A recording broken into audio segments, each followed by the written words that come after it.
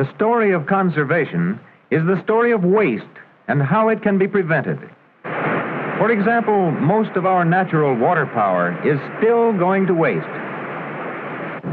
On the other hand, petroleum, one of our most important mineral resources, is being used up at an alarming rate.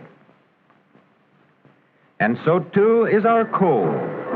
Furthermore, 1/2 of all coal produced is wasted either at the mines or in transit.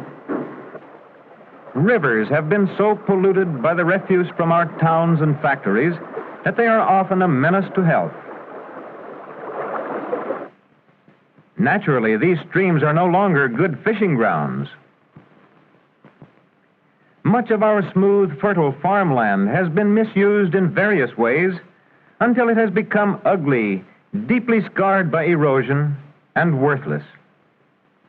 Throughout our land, the once beautiful forests, such as this, have become scenes of desolation. The timber is gone, and so is the wild game which once was sheltered beneath its shade. Our original forest land covered more than 1/2 the continent. The largest area of hardwood and softwood timber stretched almost unbroken from the Atlantic to the Mississippi River. Today, less than 2/5 of this timber remains. Furthermore, only 1/4 of the good saw timber is left. It is true that it was necessary to cut and use much of this timber during the development of our country. The crash of falling trees was a familiar sound as fields were cleared and cities built.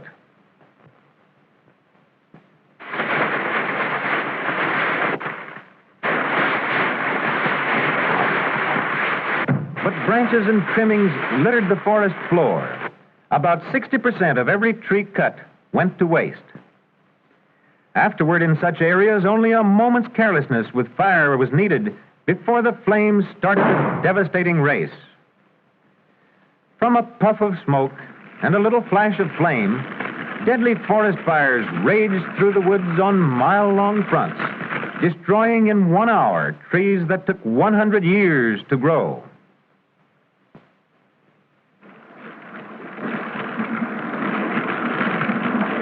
Such fires left black, ugly scars on the face of the land. Even now, 50 million acres of forest land are burned every year, a waste of many $millions worth of timber. Steps have been taken to stop these fires. State and federal agencies keep a careful lookout during periods of greatest danger. Again, fire trails are cut in the forests to prevent the spread of fires.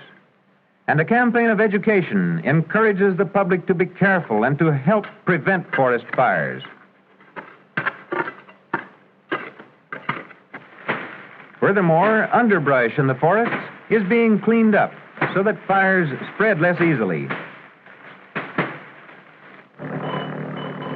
At the lumber mill, a considerable portion of each log was formerly wasted. This was the slab trimmed off the 4 sides of the log, and the sawdust that was formed when the boards were sawed.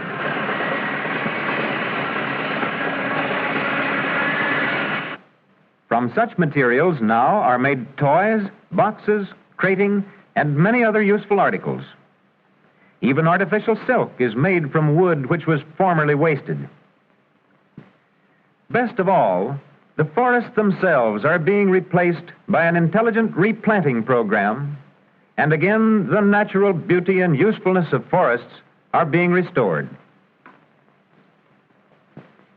In the meantime, large areas of our land have been made treeless, and the consequences are far-reaching.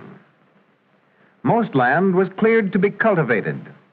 Year after year, the fields were plowed and replowed. The soil was thus left unprotected much of the time and readily washed away. The rainwater followed the same course time after time until finally great raw gullies resulted, leaving the fields worthless for farm purposes.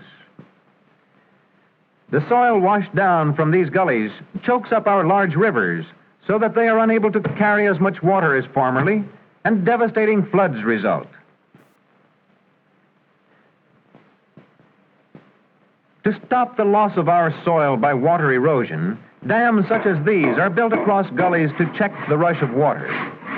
The soil brought in by rainwater slowly settles down and fills up the gully.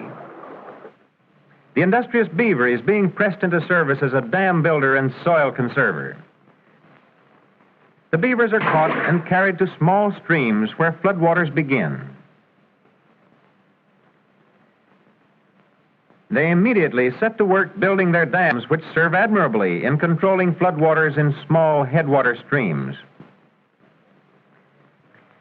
In like manner, the large man-made dams not only make use of water power, which for years has gone to waste, but also help control the flow of water in streams and prevent floods. Where cultivated fields slope, contour plowing and terracing are used to stop erosion by rainwater. Steps or terraces are cut into the soil. When the rain comes, it runs off without washing away the soil. In the western part of the United States, they are struggling with another phase of the soil erosion problem. Here, too, the land has been plowed and replowed. The topsoil is of a fine texture, and since there is not much rainfall, it is virtually dust. These areas are subject to high winds, which occasionally blow the dust along in great clouds. In a single day, as much as 300 million tons of topsoil have been lifted from the Great Plains. During the past few years, partly because of drought, wind erosion has affected in some degree more than 60 million acres in the United States and has left in its wake abandoned homes, ruined fields, and despair. This dust bowl includes in the main parts of Oklahoma, Kansas, Colorado, Texas, New Mexico, and Wyoming. Each year, the amount of damage is being extended. If left unchecked, the wind and water will make great areas of our western prairies hopelessly eroded. Steps are already being taken to check this new southwestern dust bowl. Much of the land is being returned to grass, and soil-anchoring vegetation like trees and hedges are being planted to conserve the moisture in the ground and to break the sweep of the wind. Also, the government has purchased much of this land and has returned it to grazing use. Resources under the surface of the earth also have been used up at a rapid rate. Oil is a good example. Much oil is lost when gushers blow in. The oil which splashes on the ground can never be reclaimed. Careless methods of extracting the oil have led to fires in which much of the precious liquid has gone up in smoke.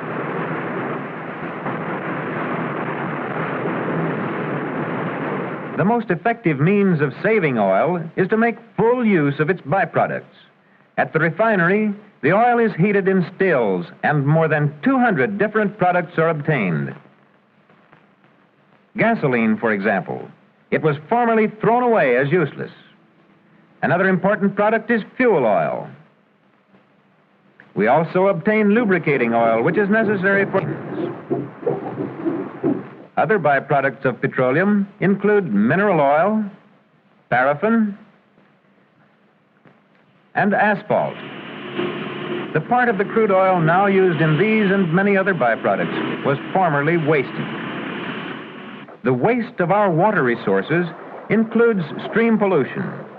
Poisonous waste is poured into our rivers, killing the fish and menacing the health of all of us.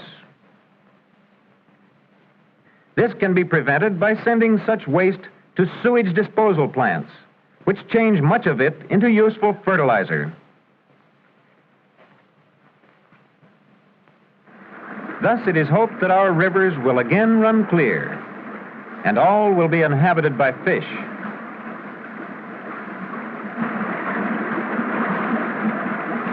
An intelligent program of conservation will restore the beauty of our land. It will cause our forests again to grow luxuriantly. Fields will regain their natural function. Our streams will be put to use, saving our coal and oil. And thus, the great natural resources of our country will serve the greatest good for the greatest number of people for the longest time.